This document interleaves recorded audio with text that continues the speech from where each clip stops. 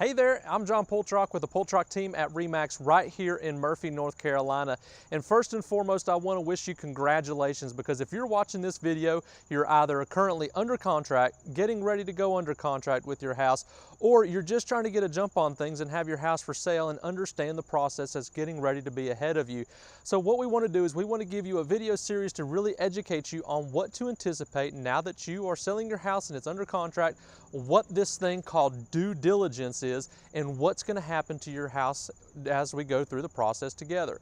Most buyers elect to do home inspections, termite inspections, and there's several other things that they can elect to do as well. Sometimes they'll do septic checks, radon checks. They can literally check and inspect just about anything that they want to. So we want to make sure you've got a good feel as to what to anticipate. During the due diligence process, the buyer can literally cancel the contract for any or no reason whatsoever. So during that time, we don't recommend that you pack any bags, do anything different, keep your life going as you normally would, and we follow up very closely. Don't be surprised if you don't hear a whole lot unless you live in the house as to what's going on during that span, because most of the inspections are being borne by the buyer. They're the ones paying for it, they're the ones organizing it. All those things are being taken care of on their end, so don't be surprised if you don't hear a whole lot during that interim.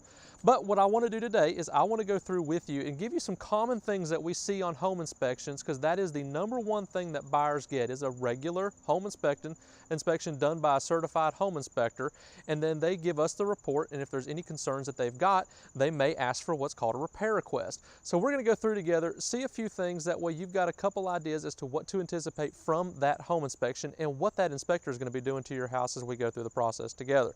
So as you can see, I'm behind a house that's currently for sale, and one thing that the inspector always checks is the roof. That is the number one thing that they look at. Sometimes some inspectors will actually go up on top of that roof and look at what does it look like. Is it near the end of its life?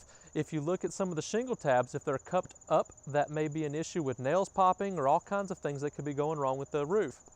That is one thing they definitely check. Some will do it by binoculars from the ground. Some will actually get on top of the roof and look at it.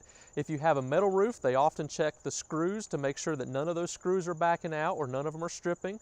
And one of the number one things that we see on home inspections, if you look, there's that white pipe. That is a plumbing vent boot.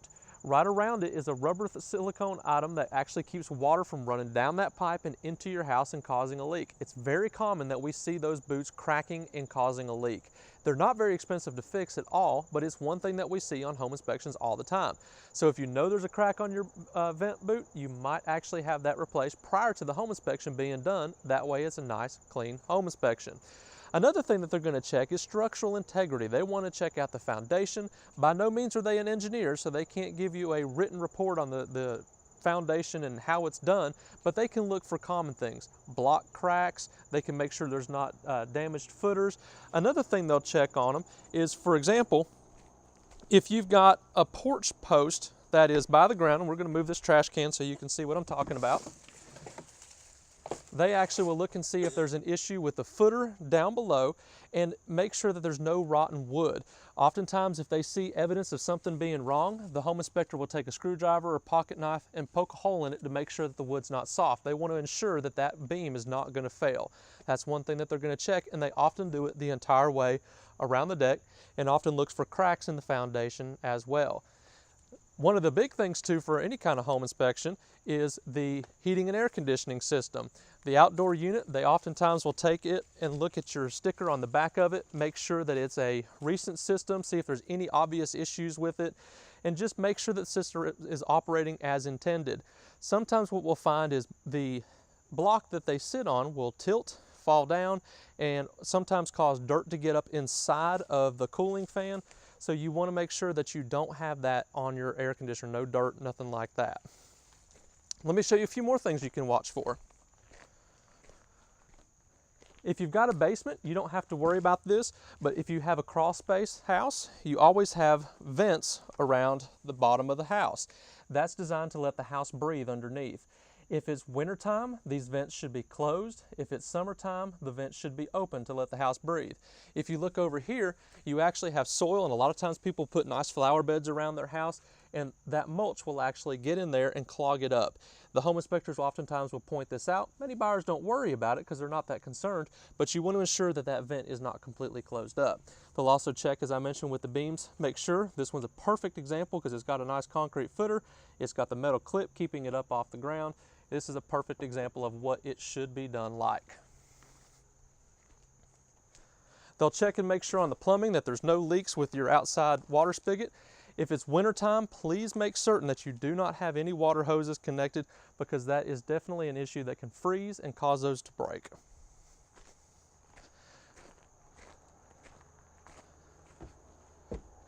They will definitely, as you walk in, you'll see this house has a nice set of gutters.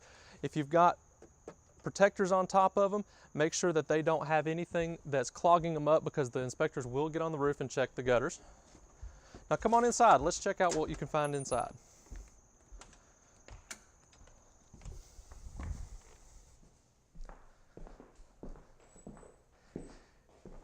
Now inside is where the home inspector is going to spend the bulk of their time. They're going to go through and check everything. Now mind you, they're not going to do anything that's going to damage your home or hurt your place in any way, shape, or form. They aren't supposed to get behind walls. They're not going to do anything like that. They're going to check your basic systems to make sure there's no issues. So for example, with plumbing, they're going to go through and make sure your commode's all flush. They'll oftentimes with the sinks do what's called a drop test. And that's a fancy word for saying they're going to fill up your sinks, all of them in the house at one time, and then walk around real quick and unplug them and make sure that the system can handle all that water that's flushing out simultaneously. If everything flows good, then you've got no problems. They'll also go through and check your basic electrical system. They have a little tool that they'll plug into each and every outlet in your house, and that's designed to find out if there's an open ground or any kind of issues with that electrical system. If there is, they'll make note of it on the inspection. One thing that we see, especially in Murphy and around our area, the GFCI outlets are designed to prevent you from being shocked should something be dropped in the water or anything of that nature. It will trip, pop, and turn off the electrical flow in that outlet. It's very, very common that we find on home inspections that these units have failed.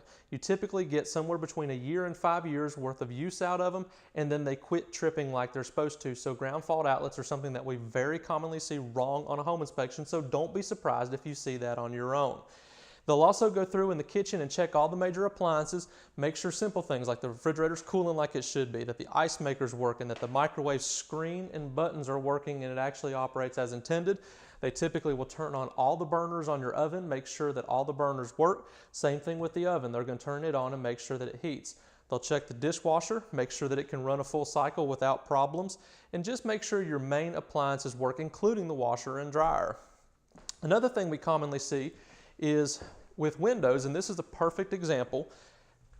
Modern windows today are what's called thermal windows. That they have a double pane system in them, and you typically will get a few years out of them. Usually most manufacturers warranty it about 10 years. And I don't know if it'll show up on the camera or not, but this window has a seal broken in it. And you can see as you look through there, it's got a lot of moisture in that window. And that's a result of that thermal seal breaking. And the home inspector will almost always point that out, and oftentimes a buyer may ask for that window to be replaced. And depending on the window can be replaced, or sometimes the unit has to be replaced, the entire casing. It just really depends on the year that it was manufactured and things of that nature. If your house has a fireplace, there's two different kinds of fireplaces that we see. Gas logs, if it's a gas log unit, they turn it on, make sure that it burns properly and that it doesn't put black soot output. If yours is a wood burning fireplace like this is, what they'll actually do is they'll come in, they'll pop it open, and they'll stick their head up inside that unit and look and see if there's any creosote buildup from the smoke. If there is, they'll recommend that the unit be swept. That we actually have local chimney sweeps that can come in and fix that. And oftentimes, like you see the black soot up here, that's a sign that it's not drawing correctly and probably needs to have a chimney sweep. So that may be something that the home inspector recommends as a result of your inspection. As you're going through, they'll also note any water damage from windows. Sliding glass windows often have floor damage in front of them. Same thing true with French doors, so that may show up on your home inspection. And A typical bedroom is not going to have much for them to inspect. In this case, they're just going to do a visual inspection, make sure the windows are okay, and then go through and check out all the outlets. The other thing they're going to look at is the water heater itself. The water heater is one of your major appliances, and in this case, this unit has a water pan underneath it, which the home inspectors prefer to see and the building department recommends. So if you don't have one on there, be prepared that the home inspector will write up that it's recommended you have a water pan underneath. The other thing they're going to check for, which I kind of think is silly, but they will, is if you notice this electrical cord is not in a protective conduit. They oftentimes will recommend that that conduit be placed around the electrical cable for safety purposes. There's also a blow-off valve over here. That way if the water heater system malfunctions and overheats, that blow-off valve will trip. They'll test and make sure that that operates as intended as well.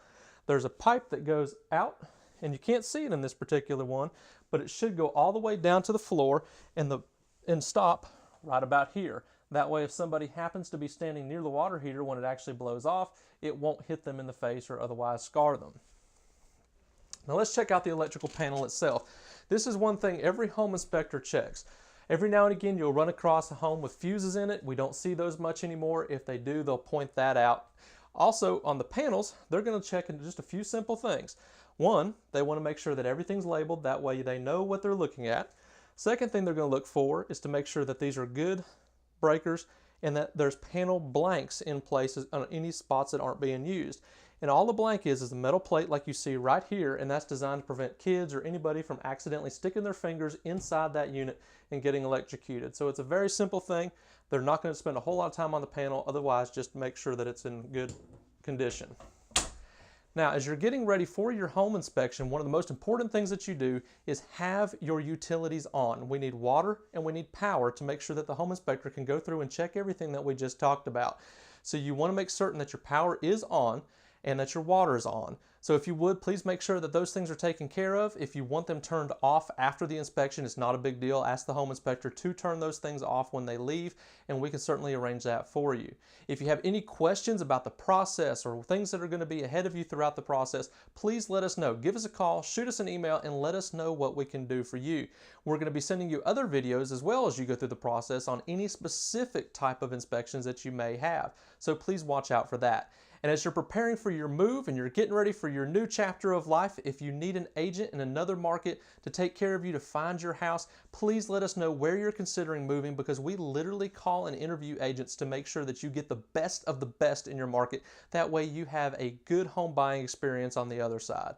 We really appreciate you. Thank you for your business, and let us know anytime we can help. That's what we're here for. Thank you for choosing the Poltrock team, Murphy's #1 real estate team. Take care.